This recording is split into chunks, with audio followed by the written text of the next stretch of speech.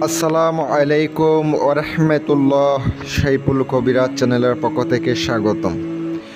আশা রাখি সবাই ভালো আছেন। বরাবরের মতো আপনাদের সামনে মোহাব্বতের ভালোবাসার একটি তদবির নিয়ে আসলাম।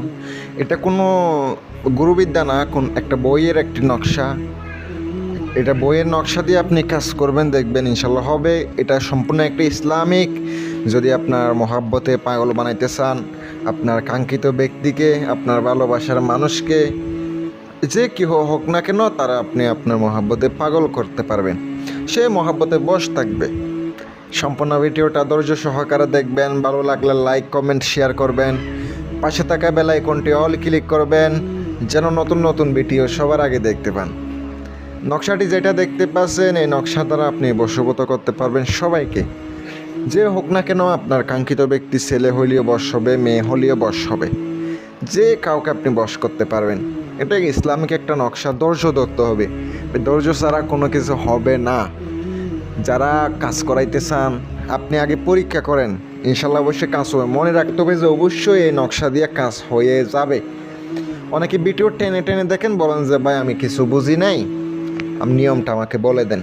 বা আপনি না বুঝলে আমার করার কিছু থাকবে না। কথায় আছে না, বুঝলে বুঝ পাতা, না বুঝলে তেজপাতা। চিনলে চড়ি, না চিনলে জংলার করি। যদি আপনি বুঝেন, কাজ করবেন, 100% কাজ হবে।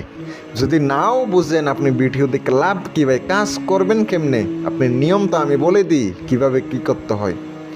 যারা কাজের জন্য, সমস্যার জন্য যোগাযোগ করতে চান, আমার ফোন নাম্বার স্ক্রিনে দেওয়া আছে।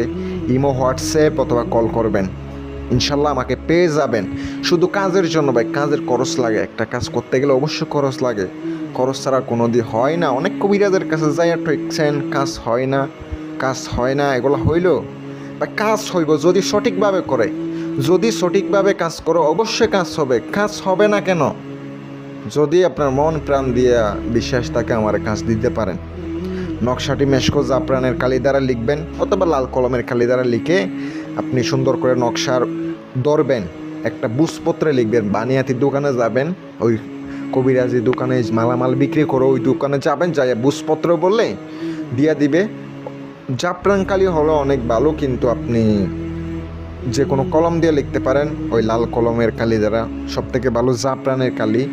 লেখার পরে আপনি সুন্দর করে এটা আগরবাতি জ্বালাবেন আর ধূপ জ্বালাবেন। নকশাটা ধরবেন, ধূপ আগরবাতি ঘুরাইতে থাকবেন, আর আপনি দুরূদ শরীফ পড়তে থাকবেন। এভাবে আপনাকে পাঠ করতে হবে কয়বার? 7 বার। আপনি নাম বলে দিবেন, এটা সুন্দর করে হাতে ব্যবহার করবেন। ছেলে হলে ডান হাতে, মেয়ে হলে বাম হাতে ব্যবহার করিবে।